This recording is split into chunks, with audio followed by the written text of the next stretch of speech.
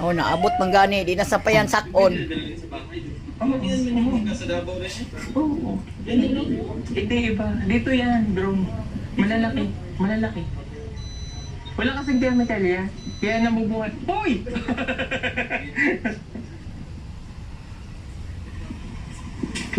Ah, grabe, ang galing. Kaya naman tayong dalang pagkubong, maasim. Ang laki ng palayan. Tapos, doon kami kumukuha ng tubig sa balon. Meron dyan. Oo. Oo.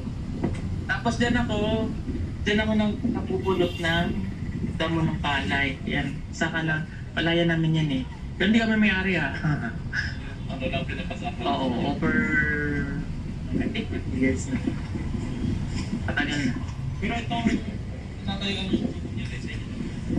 Yan ang bahay ni Pugong Biyahero sa bukid nila, o sa farm nila. Yun.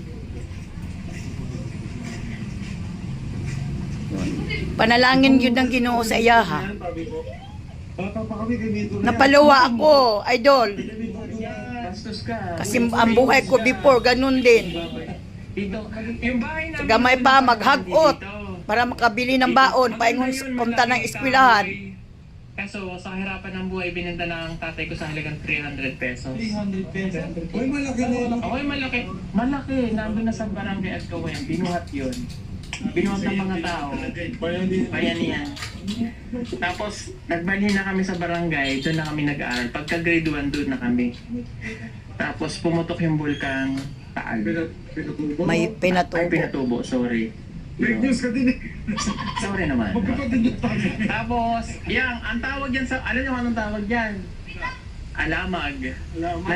Nandyan yung kaibigan ni tatay. Sabi ko, nandyan yung kaibigan ni tatay. Hindi, nandyan pa rin Kasi siya. may pinya eh. May kakawati dati dyan eh. Oo, malaki. Nandyan yung kaibigan niya. Hindi ko lang alam baka lumipat na doon. Hello. Sabi ko, dito bulitin mo. Wala, laki na. Hindi siya ganyan dati kalaki. Maliit pa siya. Parang ano. Bulitin na yun, bata. Hindi, may gold ka naman eh. May gold ka, di ba? Kasi, pakita ko ba yan? Meron ba dahil? Pagkakili malagay po yung sungkol dyan, nakapagbumunga kasi laki ng buko. Meron ba dyan dahil? Wala mga hapon ko dito. Wala kami kapit-bahay malagay. May nakatira nga dyan. Pag-zero, namimos yung bantong amoy. Hindi na kasi siguro kasi ni Kuya. Sige, dito na lang. I-continuous ko na lang. Hindi, bantam. Salamat, idols, for your life before.